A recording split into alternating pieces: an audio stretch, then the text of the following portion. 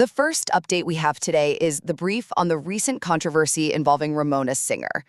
Okay, so veteran reality personality Ramona Singer has sparked some major outrage because of social media posts she shared right after a recent New York City election result. The whole thing really centers on a video the 68-year-old reshared on her Instagram story. It seems like it was her reaction to the election of 34-year-old Democrat Zohran Mamdani. Now, the post she shared, it originally came from a Christian content creator, Zach Hinojosa, and it was captioned, "The Islamic takeover of the U.S. is underway." Hinojosa's video itself kind of focused on the growing visibility of the Muslim community in the U.S. It illustrates this by naming various Muslim politicians, mayoral candidates, and pointing out the rise in mosques and Islamic schools. Islamic takeover is not coming to America, but it's already begun. Mayor of Hamtramck, Michigan, Muslim. Mayor of Dearborn, Michigan, Muslim. Mayor of Richardson, Texas, Muslim. Vice President of the Minneapolis City Council, Muslim. Well, as you can imagine, the public reaction was immediate and pretty intense. Social media users were really angry, accusing Singer of racism and spreading Islamophobic rhetoric. A lot of people were saying she should just never appear on Bravo programming again. On top of that, Singer shared a second video, this one targeting Mamdani's position on Israel. This post came from an account called Save NYC 2025. They describe themselves as non-radical Christians, Hindus, Jews, Muslims, and Sikhs who are united against Mamdani. It's worth noting, Singer has said publicly before that she's got no interest in returning to reality TV, preferring to focus on golf, tennis, and travel. But these posts definitely threw her back into the spotlight. Before we get into the next update, please make sure you've liked this video and subscribed to this channel. Okay then, let's move on to next update now. Next, we are going to talk about Teresa Giudice and Ruelas, focusing on major legal updates and family dynamics. Okay, so big news first. Ruelas has, officially dropped his lawsuit against his former fiancée, Vanessa Reiser. He filed the papers back on October 21st to just dismiss the whole thing. Now, you might remember this all started way back in 2020 after they split. They had this settlement, agreed not to trash talk each other publicly. But then, just this past October, Lewis claimed Vanessa broke that deal, saying she defamed him on social media. Specifically, he alleged she called him a narcissist on a podcast in 2023. And he claimed that cost him a pretty hefty six-figure salary. He also brought up that she followed his stepdaughter, Gia Giudice, on Instagram, causing emotional distress for the family. Things got messier when Lewis included a statement from Jackie Goldsnyder, claiming Vanessa was constantly bad-mouthing him. Vanessa fired back, denying the defamation, but admitting she met Jackie, claiming Jackie actually hated Lewis and Teresa. Oh, and about Gia, Vanessa basically said if she felt uncomfortable, she could just block her. Meanwhile, shifting gears a bit, Teresa went on Jennifer Aydin's new podcast, TV Gold. She kind of hinted that she and her brother Joe Gorga had a recent meeting, off camera. She called it baby steps towards reconciliation. Apparently, some touching moments with the kids are pushing this along. Like her daughter Adriana saw little Joey at a party, they got all teary-eyed, hugged. Joey even wanted to send Gia a message. Teresa said it really touched her heart.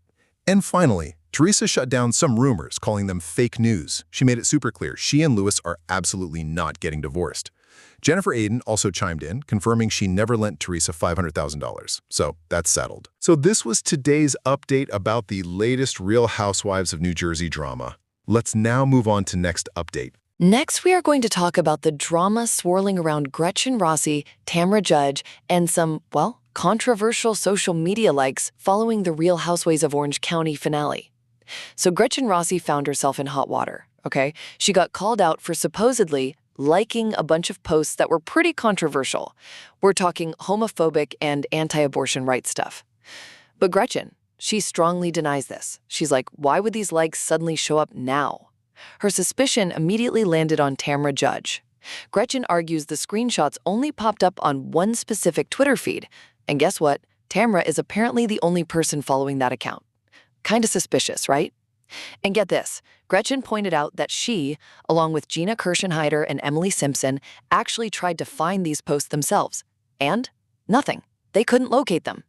Emily even told Tamra they couldn't find the post. But Tamra, she apparently insisted there's overwhelming evidence. Tamra also tried to get ahead of things, saying she expected to be accused but swore she wouldn't have made something up like that at all. This whole incident definitely raised some eyebrows among the cast about Tamra's possible involvement. Jennifer Pedranti noted something interesting. The day after the likes were revealed, while everyone else was feeling kinda down, Tamra was, in Jen's words, the most elevated she'd ever seen her. And Shannon Beador thought the timing was weird too, especially since Tamra and Gretchen had just patched things up. Shannon questioned how Tamra could make nice with Gretchen, knowing Gina was about to drop this bombshell. Jen even remembered Gina and Emily telling her to kind of toe the line around Tamra, basically worried that if Tamra suspected anyone was onto her, she'd just start spinning the whole story. So this was today's update about the ongoing drama ahead of The Real Housewives of Orange County Season 19 reunion, which kicks off Thursday on Bravo. Let's now move on to next update. Next, we are going to talk about actress Christina Applegate's strong criticism regarding the treatment of the below-deck crew by the cast of The Real Housewives of Salt Lake City. So the actress, she actually went on X, formerly Twitter, back on November 6th. This was right after she watched the latest episode of The Real Housewives of Salt Lake City, the one that featured the second part of that big Housewives crossover yachting adventure with the below-deck crew. And well, Applegate really called out the RHOSLC cast. She condemned their actions, calling them super gross. And, a big part of this is because the crew members, we're talking Captain Jason Chambers, Chief Stew Daisy Kellyher, and Chef Ben Robinson, they're actually friends of hers. She even stated, "I hope they apologize to Jason and Daisy." Applegate specifically criticized the women because, well, they just weren't giving the staff the respect they deserved. She illuminated how they weren't even acknowledging the captain and Chief Stew First Officer and Chef Ben as they brought out your food. Just, wow. And there was this one specific moment, right? It even got featured in a Bravo promo meme she responded to. It involved Brittany Bateman asking Captain Jason, "Do you actually, run the ship? Seriously?" And he just replied, "Yeah." Applegate really underscored her concern, adding, "Daisy and Jason are now friends, so I am protective." So this was today's update about Christina Applegate's defense of the Below Deck crew. Let's now move on to next update. Next, we are going to talk about the recent drama surrounding Real Housewives of Orange County star Emily Simpson and her alleged direct messages. Okay, so there's this blogger, at Bravo Boo. Well, they've just leaked some alleged DMs, private messages, supposedly from Emily Simpson herself. And the claim is pretty wild. The blogger says Emily actually asked them to post negative stuff about her co-star Alexis Bellino. This was supposedly back in a private chat last year. So, looking at these alleged messages, they're dated August 2024. It looks like Emily was complaining that Alexis's loser agent publicist posted shitty things about her, Emily, just because she gave her opinion, which, she says is part of the job. Emily then apparently shared a post from Katie Janela's agent, one that was criticizing Emily, saying she had nothing to offer audiences other than speaking negatively about her cast. Emily called the post by Alexis's agent completely unprofessional. So at Bravo Boo apparently replied, offering to repost what the agent said, and mentioned they wouldn't reveal Emily as the source. Emily allegedly wrote back something like, "Don't feel obligated. I just wanted to share BC. I was so grossed out by it." Now here's where it gets really interesting. The blogger is pointing out the hypocrisy, because this season, Emily's been constantly coming for Katie Janela for doing the exact same thing she allegedly did, calling out Katie for talking to content creators. I mean, after that whole lie detector thing recently, Emily literally told Katie to leave the house, and that was the last time Katie even filmed with the group. And, get this, Katie Janela actually liked the blogger's post that exposed Emily's alleged messages. Wow. So this was today's update about the alleged leaked DMs involving Emily Simpson and Alexis Bellino. Let's now move on to next update. Okay. Next, we are going to talk about Shannon Beador's revelations regarding the dark moments and feuds of The Real Housewives of Orange County Season 19. Shannon, who's 61, was recently on Nick Viall's podcast, The Viall Files, giving updates on Katie Janela and Gretchen Rossi, and kind of placing the blame for the season's drama squarely on Tamra Judge.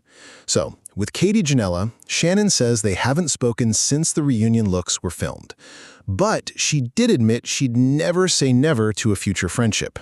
That secret recording, though? Shannon apologized for her own overreaction, but felt, understandably, very, very violated. It felt like a huge betrayal because Katie apparently did the recording just 4 days after Shannon had cut a London trip short, feeling spent and very down. And during that time, Katie had been really supportive. Shannon even mentioned Katie giving her basically an enema in London. Yikes. That closeness made the recording hurt more. Shannon also denied the cast staged a group refusal to film with Katie. Then there's the drama with Gretchen Rossi, who's 47. We're talking about those alleged screenshots showing Gretchen liking some really controversial posts, anti-abortion stuff, homophobic claims. Shannon said, "This is not the Gretchen that we know, and it doesn't make sense." She confirmed this serious issue will be discussed at the reunion. And would it be tough to move forward if it's true? Shannon said, "Absolutely, especially since most of her own friends are from the LGBTQ+ community." Okay, and then she really went in on Tamra Judge, 58. She pushed back on Tamra's claims about her holding grudges, saying Tamra's the actual grudge holder. Shannon thinks Tamra's actions are pre-calculated, pointing to things like Tamra bringing evidence binders and handouts. She linked Tamra directly to the season's 3 kind of dark, dramatic moments: the secret videotaping, the Gretchen roofie rumor, and that whole texturing mess. Shannon noted Tamra knew about these things for quite some time, but chose the timing to bring them out on the show. So this was today's update about Shannon Beador's comments on the RHOC feuds. Let's now move on to next update. Next, we are going to talk about The Real Housewives of Orange County, Season 19 Reunion, Part 1, where, wow, tensions were high right from the start, and it all built up to a past housewife making a comeback. So the reunion kicked off with Tamra trying to be less reactive, but yeah, that didn't last long. Shannon Beador straight up called her Tamra Grudge because of how she acted all season, you know? Especially bringing up really sensitive old secrets like talking about Shannon's dad's drinking habits right there on camera. Heather also chimed in, saying Tamra's history as a friend makes her inconsistent behavior kind of hard to trust. Then things got really intense when Gretchen Rossi showed up, ready to clear up what she called BS. She didn't hold back, calling Tamra a fucking liar during their face-off. This was after Gretchen kept denying she ever said Tamra drugged her, and she pointed out Tamra's hypocrisy, you know, calling out others for digging up old dirt while doing the exact same thing herself. Then the spotlight moved over to Katie. She'd been accused of stirring things up, but a lot of viewers actually backed her after that lie detector episode. Katie confronted Emily for bringing up her custody battle from like 12 years ago. But, okay, the mood did shift a bit when Gina apologized to Katie for some alleged racist comments about her clothes. Katie accepted it, pointing out that as the first Asian housewife on RHOC in 18 years, she takes those issues really seriously. Probably the most emotional part, though, involved Emily. She shared that her son Luke was diagnosed with pandas. It's a condition that can develop after strep throat, and he'll need laser treatment on his brain to reduce swelling.